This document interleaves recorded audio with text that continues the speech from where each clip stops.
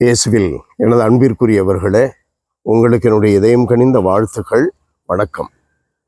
அன்பானவர்களே, நேற்றைய தினத்திலே நான் பகிர்ந்து கொண்ட நற்செய்தி பகுதி வியாழக்கிழமைக்கு உரிய இடத்தில் வெள்ளிக்கிழமை நற்செய்தியை நான் பகிர்ந்து கொண்டிருக்கிறேன். வெள்ளிக்கிழமை நற்செய்தி பரிசேயர் தலைவர் ஒருவருடைய வீட்டிற்கு இயேசு உணவு உண்ண சென்ற வேளையில் நீர்க்கோவை உள்ள ஒரு மனிதனை குணப்படுத்துவது, அது இன்றைய பகுதி. நேற்றைய தினத்திலே நான் தவறாக புரிந்து கொண்டிருக்கிறேன்.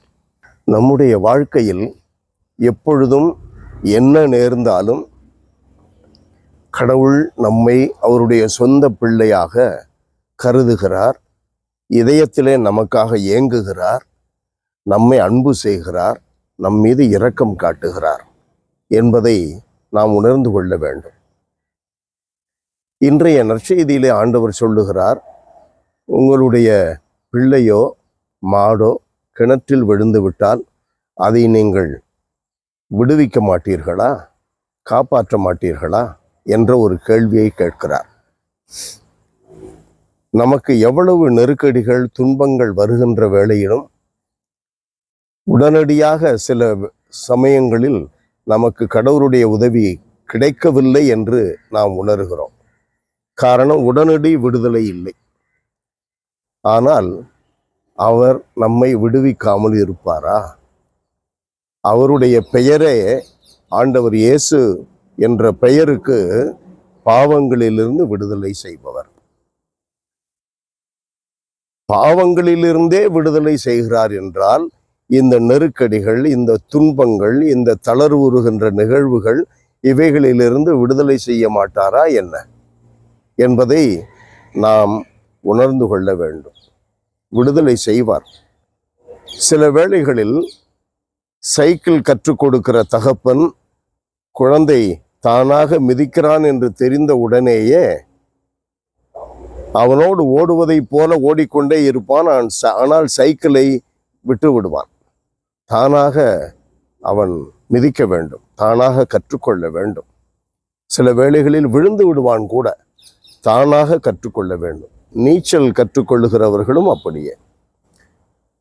நம்முடைய வாழ்க்கையில் நாம் நடக்க கற்றுக்கொள்ள வேண்டும். நாம எழுந்து நடக்க வேண்டும். பாவத்திலிருந்து விடுதலை தருகின்ற ஆற்றலை நம்முள் பொழிகிறார். அந்த ஆற்றலை பயன்படுத்தி நாமே பாவத்திலிருந்து வெளியே வர வேண்டும். வாழைப்பழத்தை உரிச்சு வாயில வைக்கிற நிகழ்ச்சி கடவுளிடமிருந்து நடக்காது. நாம் அதில் பங்கு இருக்க, நம்முடைய பங்கு அதில் இருக்க வேண்டும். கடவுள் நம்மை தொடுகிறார், நம்மை காக்கிறார், நமக்கு உதவி செய்கிறார். ஆனால் நம்முடைய பங்கு அதில் இருக்க வேண்டும். இந்த மனிதனை கையை நீட்டு என்று சொல்லுகிறார். கையை நீட்டினால்தான் ஆண்டவர் அவனை குணப்படுத்துகிறார். நம்முடைய ஒத்துழைப்பு, கடவுளுடைய அருள் நமக்கு கிடைக்கிறது. அதில் நம்முடைய ஒத்துழைப்பு, கையை நீட்ட வேண்டும். கொடுக்கிறேன் என்கிறார், கையை நீட்டி காட்டினால்தானே கொடுப்பார். எல்லாம் வல்லவரே எங்கள் இறைவா, நீர் எங்கள் தகப்பனாக இருக்கிறீர். எங்களை என்றும் மீட்பதற்காக, எந்நாளும் எங்களோடு இருப்பதற்காக உம்முடைய சொந்த மகனையே அனுப்பி இருக்கிறீர்.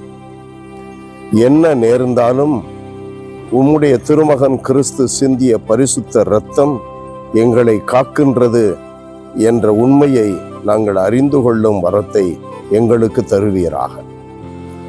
எப்போதும் ஆண்டவரே, நீர் அளிக்கின்ற ஆற்றல்களோடு நாங்களும் ஒத்துழைப்பு கொடுத்து உம்முடைய ஆசைக்கு இணங்கி உம்முடைய விருப்பத்திற்கு ஏற்றபடியாக நடந்து உம்முடைய ஆற்றல் எங்களில் செயல்பட நாங்கள் எங்களை முழுவதுமாக ஒப்பு கொடுக்கும் வரம் எங்களுக்கு வேண்டும்.